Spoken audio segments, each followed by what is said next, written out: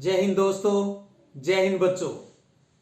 भारत में परिवहन में आज हम बात कर रहे हैं एयर ट्रांसपोर्ट पर, यानी वायु परिवहन पर बात कर रहे हैं। जैसे कि आपको जानकारी है, वायु परिवहन के प्रमुख साधन कौन से हैं? अपने हवाई जहाज और हेलीकॉप्टर, ये मुख्य हमारे वायु परिवहन के साधन हैं। और दूसरा, आप ये भी जानते हो भी हवाई जहाज से, हेलीकॉप्टर से यात्रा करना या किसी भी अन्य सामग्री का परिवहन करना वो काफ़ी महंगा होता है। ये भी चीज़ आपको अच्छे से पता है। इसलिए कहा गया है भारत में वायु परिवहन है ये परिवहन का सबसे तीव्रतम, आधुनिक और महंगा साधन है। सबसे जल्दी पहुंचा जा सकता है इससे, ये इसका प्लस पॉइंट है। मॉडर्न है ये और महंगा है, जैसे कि अब हम बात कर ही रहे हैं। और इस पर आधारित ऐसे प्रश्न भी आ जाते हैं कई बार बोर्ड परीक्षा में भी। लंबी दूरी को कम समय में अगर आप तय करना चाहते हैं तो परिवहन के किस साधन का इस्तेमाल करेंगे आप? तो सीधा सा उत्तर होगा इस प्रकार के प्रश्नों का भी हम वायु परिवहन का इस्तेमाल करेंगे, क्योंकि यह महंगे सस्ते की बात नहीं है, जल्दी दूरी तय करने की बात पर आधारित प्रश्न है। तो हम वायु परिवहन का ही चयन यहां पर करेंगे। और इस बात को कई बार एक और प्यारा प्रश्न यहां बन जाता है, देखिएगा किस प्रकार से। यातायात के अन्य साधनों में महंगा होते हुए भी वायु यातायात अपरिहार्य है, यानी आवश्यक है। महंगा है लेकिन फिर भी आवश्यक है। इसके मुख्य कारण क्या हो सकते हैं? यह भी एक बहुत प्यारा बोर्ड परीक्षा की दृष्टि से प्रश्न है, वो बन सकता है। ऐसा प्रश्न जब भी आए तो आपको, मैंने यहां पॉइंट लिखे हैं, इस हिसाब से आपको वहां पर आंसर देना होगा। आप लिखेंगे वायु परिवहन लंबी दूरी को कम समय में तय करने में सहायक है। लंबी दूरी को कम समय में तय करने में सहायक है, ये एक पहला कारण हो गया। इसी से मिलता जुलता विशाल क्षेत्र, क्योंकि भारत बहुत बड़ा है, विशाल क्षेत्र और औद्योगिक और व्यापारिक केंद्रों के मध्य अत्यधिक दूरियों को जल्दी पार करने में भी यह महत्वपूर्ण साधन है। तीसरा कारण है कि दुर्गम पर्वतीय स्थानों पर या दुर्गम पर्वतीय क्षेत्रों पर पहुंच को आसान बनाता है। जहां किसी तरीके से सड़क या रेल परिवहन से नहीं पहुंचा जा सकता है, वहां पर इस वायु परिवहन द्वारा पहुंचा जा सकता है। तब हम कहते हैं भी दुर्गम पर्वतीय स्थानों पर पहुंच को ये आसान बनाता है। चौथा कारण हम लिख सकते हैं इसमें भी प्राकृतिक आपदाओं में। प्राकृतिक आपदाओं में राहत कार्य हेतु ये उत्तम साधन है। तो प्राकृतिक आपदा जब कोई हो जाए, जहां कोई ज्वालामुखी, भूकंप है, तूफान आ जाता है, तो ऐसी प्राकृतिक आपदाओं में राहत कार्य पहुंचाने में, राहत सामग्री पहुंचाने में वायु परिवहन है बहुत ही उत्तम साधन है। और पांचवा, लड़ाई के समय जब किसी राज्य में या किन्हीं दो देशों के बीच में जब लड़ाई हो तो युद्ध में ये बहुत ही उपयोगी है, वो सिद्ध होता है, साबित होता है। तो इस प्रकार से अगर भी वायु परिवहन महंगा है, फिर क्यों अपरिहार्य है, क्यों आवश्यक है, इसके प्रमुख कारण है वो आपकी नजर में क्या हो सकते हैं, तो ये बहुत प्यारा प्रश्न रहता है और इस प्रकार से हमें इसके उत्तर हैं वो देने होते हैं। अब बात करते हैं भारत में वायु परिवहन का विकास है वो किस प्रकार से हुआ है। तो बात करते हैं सबसे पहले भी भारत में वायु परिवहन की शुरुआत है वो कब हुई और किन दो जगहों के बीच में हुई। तो बहुत प्यारा प्रश्न बनता है ये। भारत में वायु परिवहन की जो शुरुआत है वो 1911 में, ध्यान दीजिए 1911 में भारत में वायु परिवहन की शुरुआत हुई। और कहां हुई? इलाहाबाद से नैनी के मध्य, लगभग 10 किलोमीटर की यह दूरी थी। इलाहाबाद से नैनी के मध्य भारत में वायु परिवहन सेवा है वो सर्वप्रथम शुरू हुई। कब हुई? 1911 में। और उस टाइम तो क्या निजी यातायात के ये वायु परिवहन के साधन भी चलते थे, लेकिन देश की आवश्यकता को समझते हुए इस वायु परिवहन सेवा का राष्ट्रीयकरण कर दिया गया। तो ये भी एक अच्छा प्रश्न निकल सकता है कि भारत में वायु परिवहन का राष्ट्रीयकरण है वो कब किया, तो वो है 1953 में। 1953 में वायु परिवहन सेवा का राष्ट्रीयकरण है वो भारत में कर दिया गया, और उस टाइम दो निगम, दो कंपनियां बना दी गई थी, जिसमें से एक का नाम था एयर इंडिया और दूसरा था इंडियन एयरलाइंस। तो राष्ट्रीयकरण हुआ और दो निगम बना दिए गए, एयर इंडिया लिमिटेड और इंडियन एयरलाइंस के नाम से। वक्त के साथ अगर वर्तमान परिस्थिति की मैं बात करूं तो अब इस इंडियन एयरलाइंस का भी विलय हो गया है। किसमें कर दिया है? एयर इंडिया में। यानी इंडियन एयरलाइंस भी अब किसमें मिला दी गई है, मर्ज कर दी गई है, वो है एयर इंडिया में। तो इसका मतलब क्या हुआ? इसका मतलब यह हुआ भी भारत में वायु परिवहन का मैनेजमेंट है वो अब कौन करता है? एयर इंडिया करती है। जब इनका राष्ट्रीयकरण हुआ था तो एक कंपनी बना दी गई थी जिसका नाम था the national aviation company of India's limited. The national aviation company of India's limited, जो कि अब इसी एयर इंडिया के नाम से ही जो सर्विस है वो हमें उपलब्ध करवाती है। तो इसलिए हम कह सकते हैं सामान्य भाषा में भी भारत में वायु परिवहन का प्रबंधन है, मैनेजमेंट है, वो अब कौन करता है? तो वो एयर इंडिया है, वो करता है। आपके सिलेबस के अनुसार अगर मैं बात करूं तो वर्तमान में हमारे देश में इंटरनेशनल यानी अंतरराष्ट्रीय हवाई अड्डों की जो संख्या है वो 23 बताई गई है। तो देश के अंदर 23 अंतरराष्ट्रीय हवाई अड्डे हैं। और अंतरराष्ट्रीय आप समझ गए होंगे, जब हमारे देश से किसी अन्य देशों के लिए जब हवाई सेवा उपलब्ध होती है तो जिन हवाई अड्डों से, एयरपोर्ट से होती है, उनको इंटरनेशनल एयरपोर्ट है वो कहा जाता है। तो आपके पाठ्यक्रमानुसार भारत में अंतरराष्ट्रीय हवाई अड्डों की संख्या 23 है। एक ये अपने आप में एक छोटा प्रश्न बनता है। और एक प्रश्न ये भी बन सकता है भी भारत के कोई प्रमुख 2, 3 या 4 इंटरनेशनल हवाई अड्डों के नाम बताइए। तो उसमें मैं इंपॉर्टेंट कुछ 4-5 नाम हैं वो बता रहा हूं ताकि वो भी आप थोड़ा सा 1 या 2 नंबर के प्रश्न के लिए अवश्य है वो याद कर लें। जैसे दिल्ली में जो हमारा इंटरनेशनल एयरपोर्ट है, दिल्ली में, दिल्ली का जो इंटरनेशनल हवाई अड्डा है उसका नाम है इंदिरा गांधी के नाम पर है। तो दिल्ली में इंदिरा गांधी अंतरराष्ट्रीय हवाई अड्डा है, ठीक है। और कोलकाता की बात करें तो नेताजी सुभाष चंद्र बोस के नाम पर है, नेताजी सुभाष चंद्र बोस अंतरराष्ट्रीय हवाई अड्डा यानी इंटरनेशनल एयरपोर्ट। इसी प्रकार मुंबई की बात करूं तो मुंबई वाले इंटरनेशनल हवाई अड्डे का नाम है छत्रपति शिवाजी। छत्रपति शिवाजी अंतरराष्ट्रीय हवाई अड्डा जो मुंबई में है। इसी प्रकार हैदराबाद की अगर बात करूं तो वहां पर राजीव गांधी के नाम पर है, राजीव गांधी अंतरराष्ट्रीय हवाई अड्डा।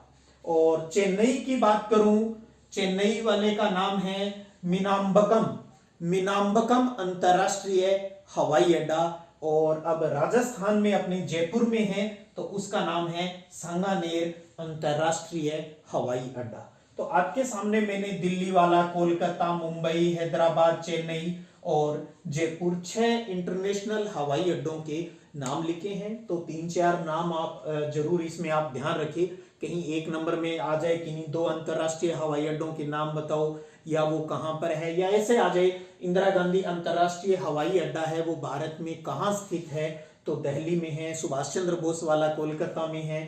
छत्रपति शिवाजी नाम से ही आपके सीधा मुंबई याद आएगा। राजीव गांधी की बात करें तो हैदराबाद वाला आ गया, मीनाम्बकम की बात करें तो चेन्नई वाला आ गया, सांगानेर है वो जयपुर में है तो सांगानेर अंतरराष्ट्रीय हवाई अड्डा है वो कहां पर है, जयपुर में है। तो ये आप 1-2 नंबर के हिसाब से इनको भी आप अवश्य अपनी नोटबुक में नोट कीजिएगा। और एक प्रश्न और कर लेते हैं अपने 1 नंबर वाले में भी, पवन हंस, पवन हंस जो सेवा है वो क्या है या पवन हंस क्या है? तो ध्यान दीजिए, पवन हंस एक हेलीकॉप्टर सेवा है भारत में, ठीक है, हेलीकॉप्टर की सुविधा इसमें रहती है। तो पवन हंस क्या है? पवन हंस एक हेलीकॉप्टर सेवा है जो पर्वतीय क्षेत्रों में अपनी सर्विस है वो देती है यानी सेवारत है। तो पवन हंस भारत में एक हेलीकॉप्टर सेवा है जो पर्वतीय जो क्षेत्रों में है वो अपनी सर्विस है वो हमें देता है। अब आगे बढ़ते हैं इसी कड़ी में। अब बात करते हैं अपने ग्रीन फील्ड हवाई अड्डों पर। सबसे पहले तो यही प्रश्न बन जाता है भी ग्रीन फील्ड हवाई अड्डे यानी एयरपोर्ट है वो किसे कहा जाता है। तो देखिए आप भी ग्रीन फील्ड एयरपोर्ट किसे कहते हैं। तो ऐसे हवाई अड्डों पर कार्बन उत्सर्जन को कम करने संबंधी विधियों को अपनाया जाता है। तो ग्रीन फील्ड एयरपोर्ट किसे कहते हैं, ऐसे एयरपोर्ट जहां पर कार्बन उत्सर्जन को कम करने संबंधी विधियों को यानी तरीकों को अपनाया जाता है ताकि पोल्यूशन है वो कम से कम हो। तो ऐसे जो एयरपोर्ट होते हैं जहां इन कार्बन उत्सर्जन के मेथड को कम करने के मेथड को अपनाया जाता है उन्हें ग्रीन फील्ड हवाई अड्डे या एयरपोर्ट है वो कहा जाता है। अब दूसरी बात आ जाती है भी भारत का या एशिया का प्रथम ग्रीन एयरपोर्ट कौन सा है। बहुत अच्छा प्रश्न है। ये भारत का ही नहीं एशिया का भी प्रथम ग्रीन फील्ड एयरपोर्ट है और वो है हैदराबाद में। तो भारत का या एशिया का पहला ग्रीन फील्ड एयरपोर्ट कहां है, हैदराबाद में। और हैदराबाद वाले उस अंतरराष्ट्रीय हवाई अड्डे का नाम है राजीव गांधी अंतरराष्ट्रीय हवाई अड्डा। तो हैदराबाद का राजीव गांधी अंतरराष्ट्रीय हवाई अड्डा एशिया का प्रथम ग्रीन एयरपोर्ट है। यह भी ध्यान रखिएगा, बहुत प्यारा प्रश्न है। और उसके अलावा अपने राजस्थान में जोधपुर वाले को भी ग्रीन फील्ड के रूप में विकसित करने की जो अनुमति है वो भारत सरकार ने दे दी है। और वो कब दी थी, जुलाई 2012 में। तो टिप्पणी भी आ सकती है भी 2 नंबर में आप ग्रीन फील्ड एयरपोर्ट पर टिप्पणी लिखो, क्या समझते हो आप। तो ये एक बहुत प्यारा प्रश्न है वो वायु परिवहन वाले टॉपिक में बनता है। अब एक प्रश्न और है भी हमारे देश भारत की हम बात करें जहां पर वायु परिवहन के विकास के लिए जो पॉलिसी बनाई गई है उसका नाम और उसकी घोषणा कब की गई। तो समझिएगा, देश की पहली राष्ट्रीय नागरिक उड्डयन नीति, ध्यान दीजिए, राष्ट्रीय नागरिक उड्डयन नीति पॉलिसी की घोषणा कब हुई, 15 जून 2016 को। तो ये भी एक नंबर के अंदर अच्छा प्रश्न हो सकता है भी भारत की पहली राष्ट्रीय नागरिक उड्डयन नीति की घोषणा है वो कब हुई, 15 जून 2016 को हुई। तो ये तो डेवलपमेंट के इस वायु परिवहन का विकास किस प्रकार हुआ उनसे संबंधित कुछ महत्वपूर्ण एक के 2 नंबर की जो बातें थी वो हमने पढ़ ली। अब बात करते हैं इसके अंतिम मुद्दे पर और वो है भी भारत में हवाई अड्डों के लिए कौन सी अनुकूल दशाएं हैं यानी परिस्थितियां हैं वो उपलब्ध है भी जिसकी वजह से भारत के अंदर है वो वायु परिवहन का विकास हो रहा है। तो इस बात को हम इस प्रकार से पढ़ रहे हैं भी वायु परिवहन के विकास में सहायक कारक कौन से हैं। चाहे आपसे पूछ ले भी भारत में हवाई अड्डों के लिए कौन सी अनुकूल दशाएं यानी परिस्थितियां हैं वो उपलब्ध है जिनकी वजह से यहाँ पर वायु परिवहन के विकास की अपार संभावनाएं हैं वो उपलब्ध है। तो सबसे पहले आता है इसका भारत का विशाल आकार। भारत का विशाल आकार, आपको पता है भारत का क्षेत्रफल बहुत बड़ा है। तो भारत जैसे विशाल आकार वाले देश के लिए वायु परिवहन एक महत्वपूर्ण साधन है और आपको पता है इससे लंबी जो दूरियां हैं वो कम समय में तय की जा सकती है। आप इसके साथ ही लिख दो, चाहे आप अलग से 2 नंबर पॉइंट भी लिख सकते हो बनाकर। जैसे भारत का विशाल आकार है उसी प्रकार भारत की विशाल जनसंख्या। तो भारत के अंदर पॉपुलेशन बहुत ज्यादा है तो उसके कुछ % लोगों को बहुत जल्दी किसी एक स्थान से दूसरे स्थान पर जाना पड़ता है या स्टेटस सिंबल मान लो या कुछ भी, तो उसमें उसका भी योगदान रहता है भारत में वायु परिवहन के विकास में। तो आप इन्हें 2 पॉइंट मान लो, चाहे आप लिखना चाहें तो 1 में लिख दो भी भारत का विशाल आकार और भारत की विशाल जनसंख्या होगी। उसके बाद बात करते हैं भारत की जो लोकेशन है, विश्व के अंदर भारत की लोकेशन। भारत की स्थिति है वो विश्व के प्रमुख वायु मार्गों पर है। तो यानी जिन भी देशों को इधर से उधर हवाई जो सेवा संचालित करनी होती है तो लगभग भारत है वो एक अच्छी लोकेशन पर है, जो यहीं से होकर वो सब गुजरते हैं। तो ये भी इंडिया को इस परिवहन सेवा के विकास में एक महत्वपूर्ण भूमिका है वो मिलती है। तो भारत की स्थिति है वो विश्व के प्रमुख वायु मार्गों पर होना। तीसरी बात आ जाती है भी वायुयान निर्माण के लिए भारत में पर्याप्त एल्यूमिनियम उपलब्ध है। वायुयान के निर्माण के लिए जितना एल्यूमिनियम चाहिए वो इंडिया में अवेलेबल है, तो इसलिए कोई समस्या नहीं आती वायुयानों को, हेलीकॉप्टर को बनाने में। उसके बाद बात करें तो वायुयान निर्माण के लिए जो हमारे देश के अंदर है वो तकनीकी ज्ञान भी उपलब्ध है। जो टेक्निकल जो नॉलेज है वो भी इंडिया में बहुत अच्छा उपलब्ध है, तो ये भी इसके विकास का एक अच्छा कारक है वो हो सकता है। तो वायुयान निर्माण के लिए तकनीकी ज्ञान है वो भारत में उपलब्ध है। इसी प्रकार बात करें हमें एयरपोर्ट बनाने होते हैं। आपको पता है एयरपोर्ट के लिए जो जमीन है वो समतल चाहिए और हार्ड चाहिए थोड़ी, तो ये चीज भी इंडिया में अवेलेबल है। तो हवाई अड्डों के निर्माण के लिए समतल और कठोर भूमि है वो उपलब्ध है, तो ये भी एक अच्छा कारण है।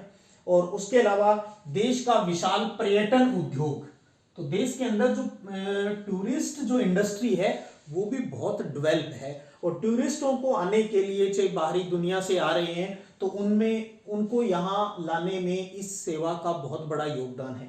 तो ये भी एक इसके डेवलपमेंट में महत्वपूर्ण भूमिका है वो निभाता है। और इसी प्रकार देश के आर्थिक विकास के लिए भी ये सेवा है वो बहुत जरूरी है। तो ये कुछ महत्वपूर्ण फैक्टर रहे हैं जिनकी वजह से भारत में वायु परिवहन की जो विकास की जो संभावनाएं हैं वो बहुत ही अपार है। तो ये था अपना भारत में वायु परिवहन का जो अपना टॉपिक है उसको हमने अच्छे से समझा, और अब हम अगले टॉपिक की बात करेंगे और वो टॉपिक है भारत में पाइपलाइन।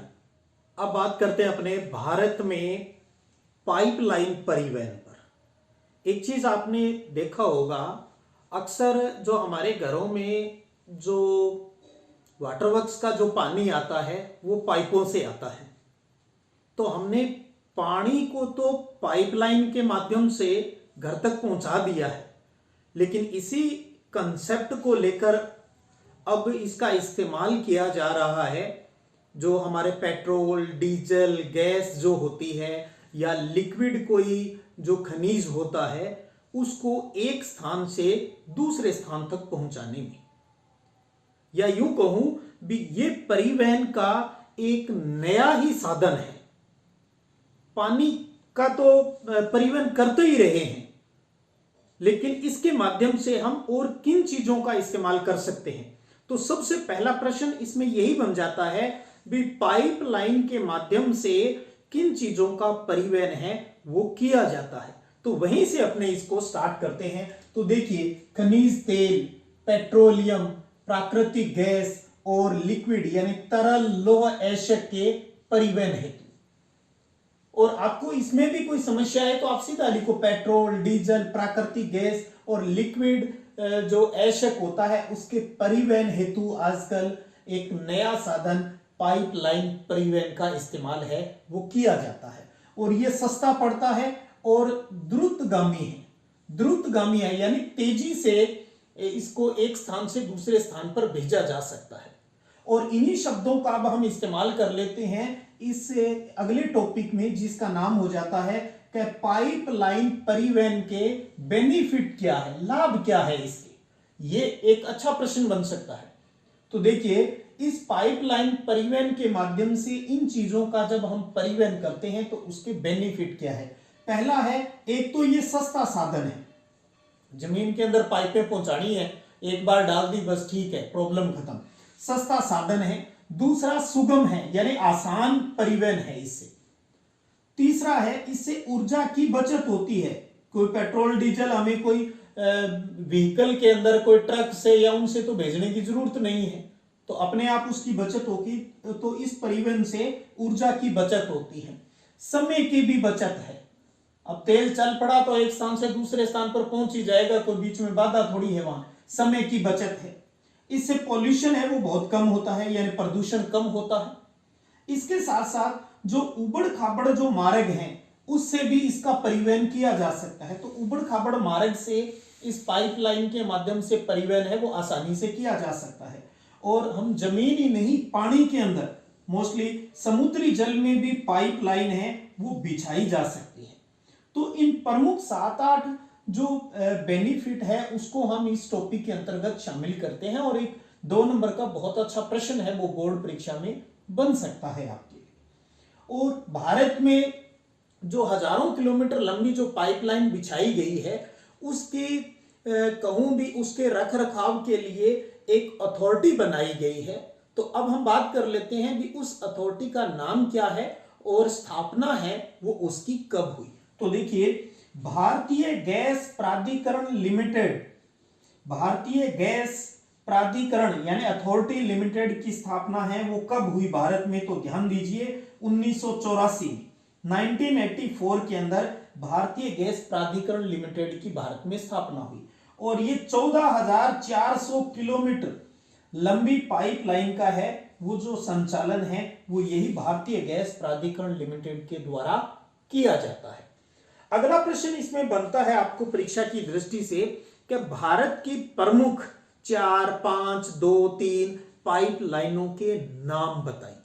यह भी एक सिंपल सा प्रश्न बन सकता है। तो पहले उन पाइपलाइनों की जो मेन मैंने यहां लिखी है 5 प्रमुख लाइनें हैं, उसके अलावा और भी पाइपलाइन है जिसका भी हम यहां जिक्र करेंगे। तो पहले आप उनके नाम देख लें। नंबर 1 है नाहरकटिया नूनमती बरौनी पाइपलाइन। ये जगहों के नाम है, भी कहां से कहां तक जाती है उस हिसाब से ही आपको याद रखना है। नाहरकटिया नूनमती बरौनी पाइपलाइन। दूसरी है हाजीरा विजयपुरा जगदीशपुर। तो हाजीरा यानी H, विजयपुरा यानी V और जगदीशपुर यानी J, तो HVJ पाइपलाइन भी हम इसको कह देते हैं। हाजीरा विजयपुर या विजयपुरा जगदीशपुर पाइपलाइन होगी। तीसरी है अंकलेश्वर कोयली पाइपलाइन। चौथी है मुंबई हाई मुंबई अंकलेश्वर कोयली पाइपलाइन। पांचवी है सलाया कोयली मथुरा पाइपलाइन। एक चीज आप देखिए, हर जो 2 जगह है उनके बीच में मैंने डैश लगाया है, और आपको भी इसी तरीके से अभ्यास करना है ताकि जगह है वो अलग अलग क्लियर हो जाए। अब आपसे सिंपल मैंने कहा, एक तो सीधा प्रश्न, भारत की कोई प्रमुख 4 पाइपलाइनों के नाम बताइए। तो 4-5 तो नाम आपके याद रहने चाहिए। फिर कुछ पाइपलाइनें हैं जिसका आपको विशेषता पूछी जा सकती है, भी फला पाइपलाइन की 2 विशेषता लिखो, 4 विशेषता लिखो, या उस पर टिप्पणी लिखो। तो 3-4 बात, 2 नंबर का है तो 3-4 बातें आपको उसके अंदर लिखनी होती है। तो इसमें हम सबसे पहले जो भारत की सबसे पहले जो पाइपलाइन इन पेट्रोलियम खनिज तेलों को परिवहन करने के लिए बिछाई गई उस पर बात करते हैं, और जिसका नाम है नाहरकटिया नूनमती बरौनी पाइपलाइन। ये कहां है आपको मैं बताऊं, आसाम में, आसाम के अंतर्गत है।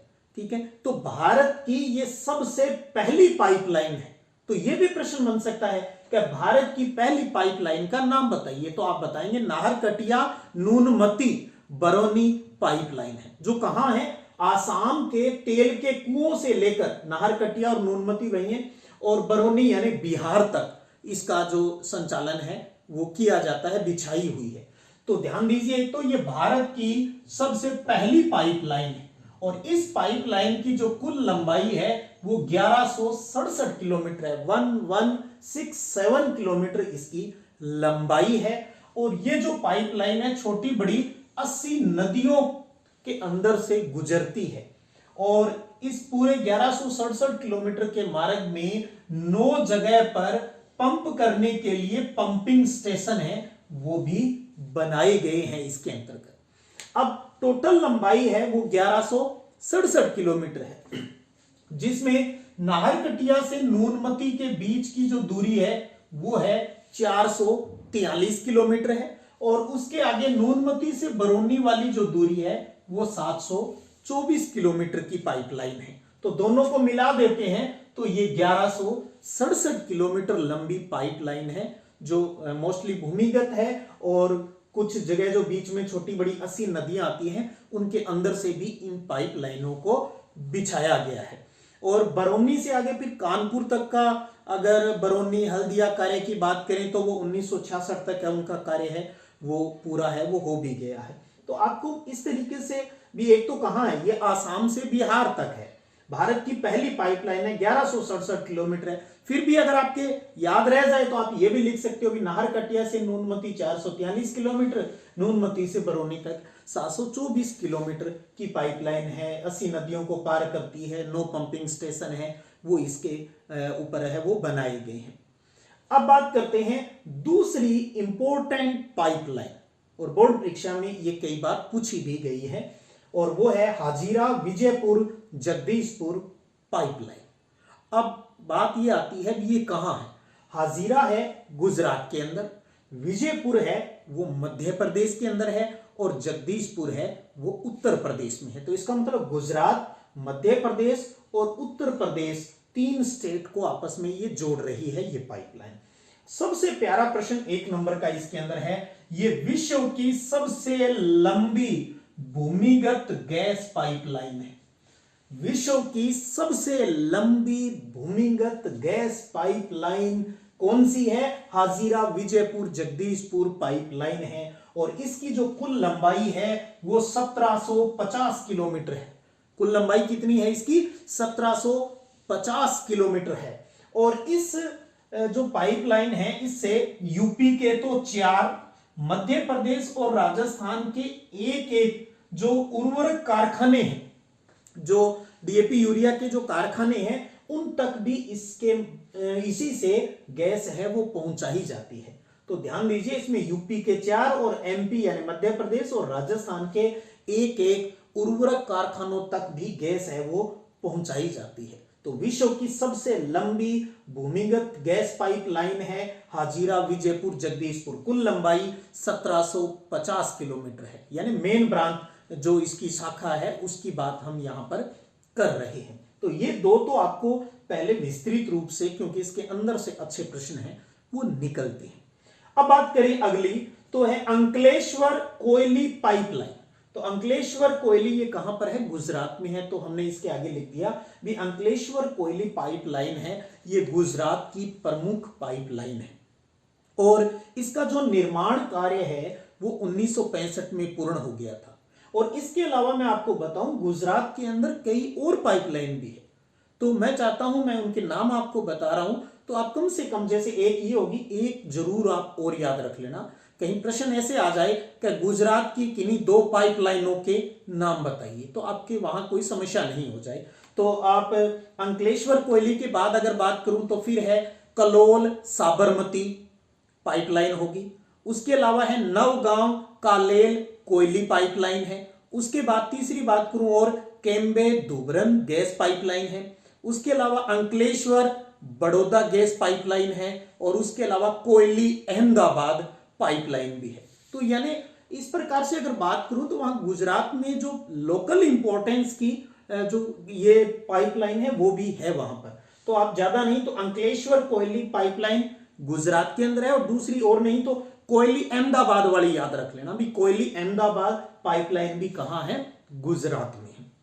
उसके अलावा चौथी पाइपलाइन यहां पर अपने जो पढ़ रहे हैं, मुंबई हाई मुंबई अंकलेश्वर कोयली पाइपलाइन। इसका मतलब ये पाइपलाइन भी ऊपर जैसे कोयली गुजरात में वहीं पर आकर उससे जुड़ जाती है।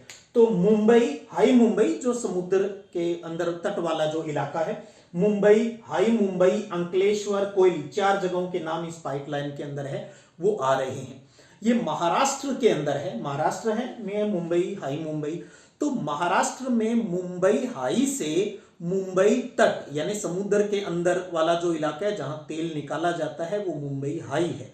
तो मुंबई हाई से मुंबई तट तक तेल और गैस लाने के लिए वहां पर 2 अलग अलग पाइपलाइनें भी बिछाई गई है। एक से गैस आती है और एक से ऑयल पेट्रोल डीजल जो डामर है वो चीज आती है, और उनकी प्रत्येक दोनों पाइपलाइनों की जो लंबाई है वो 210 किलोमीटर है। तो मुंबई हाई मुंबई अंकलेश्वर कोयली पाइपलाइन है ये, इसके बारे में हमने कुछ महत्वपूर्ण तथ्यों की बात की। अब बात करते हैं सलाया कोयली। ये फिर देखिए कोयली इसमें भी आ रहा है, कोयली इसमें भी आ रहा है, कोयली इसमें भी आ रहा है। इसका मतलब ये एक बहुत महत्वपूर्ण जगह हो गई पाइपलाइन के लिए, कोयली वाली। तो सलाया कोयली मथुरा पाइपलाइन, इस पाइपलाइन की जो लंबाई है वो 1256 किलोमीटर है। 1256 किलोमीटर लंबी ये पाइपलाइन है। ये पाइपलाइन है वो कच्छ की जो खाड़ी है गुजरात में के पास, कच्छ की खाड़ी के समीप जो सलाया से मथुरा, मथुरा यूपी में है, के मध्य है वो बिछाई गई है। तो सलाया यानी गुजरात कच्छ की खाड़ी के पास से लेकर मथुरा यूपी तक है वो ये पाइपलाइन है वो बिछाई गई है।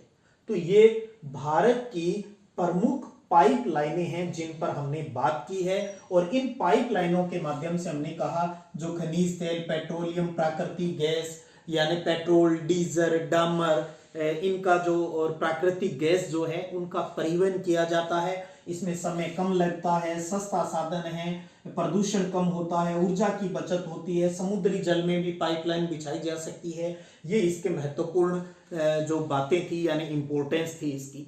तो ये था आज अपना इस वीडियो में 2 टॉपिक आज हमने पढ़े हैं, जिसमें हमने एयर ट्रांसपोर्ट की बात को समझा है, और दूसरा भारत के अंदर पाइपलाइन परिवहन है वो क्या है, उसके लाभ क्या हैं और कौन सी प्रमुख पाइपलाइनें हैं, उनको आज हमने अच्छे से समझा है। उम्मीद करता हूं आप अवश्य इससे लाभान्वित हुए होंगे, और अब अगले वीडियो क्लास में हम इस अध्याय के अंतिम टॉपिक जल परिवहन पर बात करेंगे।